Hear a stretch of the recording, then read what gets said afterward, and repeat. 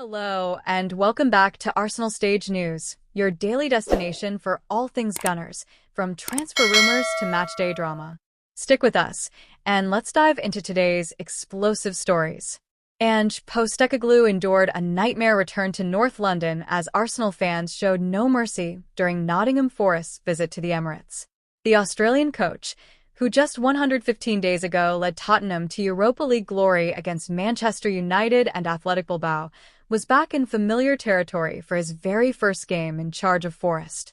Despite bringing silverware and pride to Spurs last season, his sudden dismissal over the summer shocked many, but Arsenal supporters had no interest in rolling out a warm welcome. Instead, they targeted him relentlessly from the stands. The tension erupted after Martin Zubimendi opened the scoring with a thunderbolt in the 32nd minute. From that moment, chants rained down on Postecoglou. Arsenal fans sang reworked versions of familiar songs, mocked his appearance, taunted Forest's struggles, and belted out the infamous line, "You're getting sacked in the morning," which echoed throughout the stadium. Postecoglou, who has faced hostile environments before during his Celtic days in Old Firm derbies, responded with a sarcastic gesture toward the fans. Spurs supporters watching at home would have recognized it instantly.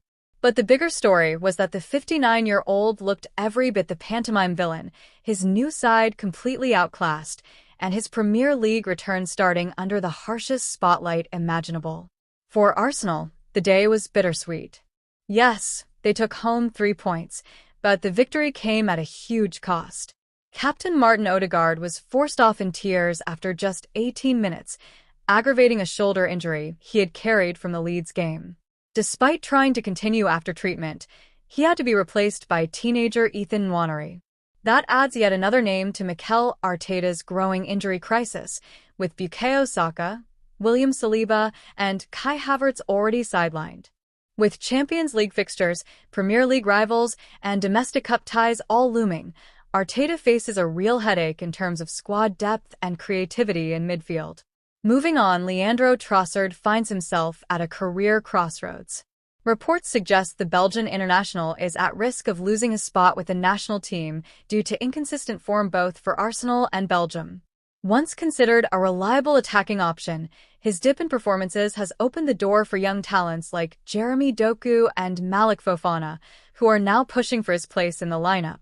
At Arsenal, his situation isn't any easier.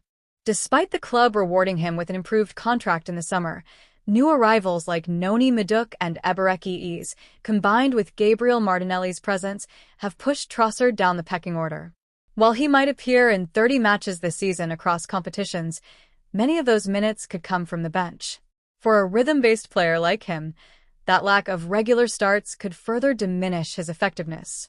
At 29, he's approaching a critical phase of his career, no longer seen as part of Belgium's next generation, and with younger, hungrier rivals emerging, his influence is under serious threat. If he can't rediscover form soon, both his club and international future could fade. There is some good news, though. Bukayo Saka is back in training during the international break and is expected to feature against Nottingham Forest this weekend. Arsenal's injury list remains long, with Saliba sidelined after twisting his ankle at Anfield, Kai Havertz recovering from minor knee surgery, and Odegaard battling that shoulder problem, but Saka's return is a huge boost. Arteta knows he needs his stars back quickly with a packed September ahead, including clashes with Manchester City, Newcastle, and a Champions League opener in Bilbao. Arsenal's depth will be tested to the limit, but the return of their star winger could not come at a better time.